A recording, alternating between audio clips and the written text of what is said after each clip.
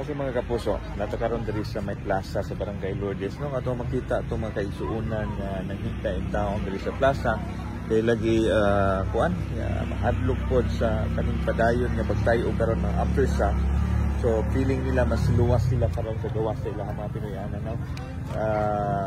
Ang Lourdes usan is mga barangay diri sa Bugo City na grabing naapektuhan po sa pagtayo sa linog. Doon na sa'yo nangamatay din mga kapuso. Ma'am? Imong name? Edita de la Cruz. Ha? Edita de la Edita? Cruz. Okay, Ma'am Edita, kumusta? Nganong naamos gawas?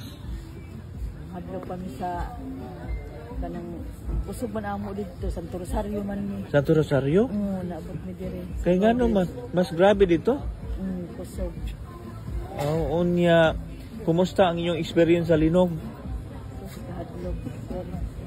Grabe kusog. Wa pa ka mauli eh. Wala. Pastila no.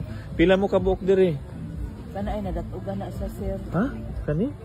Kana sila. Ganong wala man na ninyo dito sa ospital?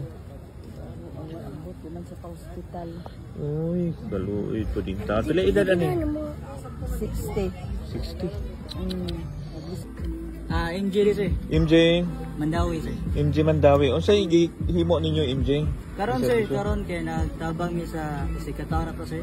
Na nag-free charging ka using our BYD electric sir. Okay. So hantod ka no sa aman ninyong service.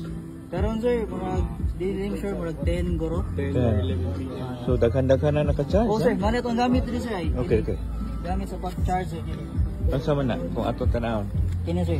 Kani? Kini siya. Actually, daghan og units ang gidadre sir niya gi-distribute sa different barangays. Kani? Kini sir, jayan.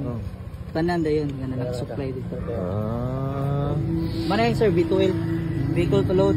Vehicle to load. Pwede sa mo mag lotong rice cooker diri o electric fan pwede na.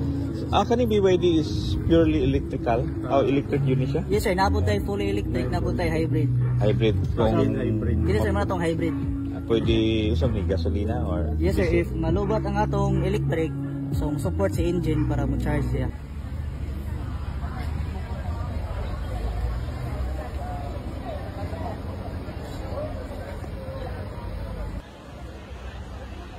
Mula dito sa Bugo City sa Cebu, ako si Alan Domingo ng GMA Regional TV at GMA Integrated News.